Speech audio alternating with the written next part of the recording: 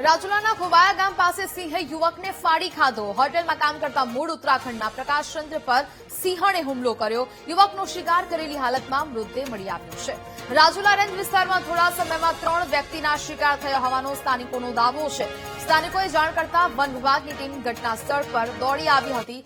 One વિભાગની ટીમે શંકાસ્પદ સિંહણને પાંજરે પૂરી કામગીરી આગળ વધારી છે. તો જે પ્રકારે આ સમગ્ર મામલો સામે આવ્યો છે કે જ્યાં રાજુલા રેન્જ વિસ્તારમાં થોડા જ સમયમાં 3 વ્યક્તિના શિકાર થયા હોવાનો સ્થાનિકોએ પણ દાવો કર્યો છે. અને ફરી એક વખત આવી ઘટના સામે આવી કે જ્યાં સિંહણે યુવકને ફાડી ખાધો હોય. સ્થાનિકોએ જાણ કરતા તાત્કાલિક વન વિભાગની ટીમ ઘટના સ્થળે દોડી આવી હતી. વન વિભાગની ટીમે શંકાસ્પદ સિંહણને પાંજરે પૂરી કામગીરી હાથ ધરી છે. રાજુલાના કોવાયા ગામે સિંહે યુવકને ફાડી ખાધો હોવાની ઘટના સામે આવી. આ જે બનાવ બન્યો છે એ 3 થી 3:30 ના ગાળાની અંદર બન્યો છે, નાઇટની અંદર. અને જે આ યુવક હતો પરપ્રાંતીય યુવક છે અને એને જે આ ઘટના ઘટી છે અથવા તો કઈ મતલબ બનાવ બન્યો છે એ બનાવમાં અનુસંધાનમાં 3 થી 4 જનાવર હોવાનું મનાઈ આવે છે. અને આ જનાવર આ માણસ જે અહીં બેઠો હતો એ માણસને ખેંચી અને સામેની સાઈડ લઈ ગયો છે. અને ત્યાં બધું આખું મતલબ એમ કહીને કે ભાઈ માથા સિવાય કઈ વધવા નથી દીધું.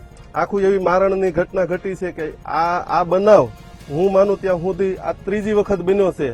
તો આનું પુનરાવર્તન હવે પછી ન થાય એવું મારું માનવું છે. તો વન્યજીવ રાજુલા રેન્જના કાર્યક્ષેત્રમાં આવતા ખોવાયા ગામે વહેલી સવારે અંદાજિત 6 વાગ્યાની આસપાસ એક માનવ મૃતદેહ અથવા હ્યુમન ડેથની મેસેજ સ્થાનિક સ્ટાફને મળે છે.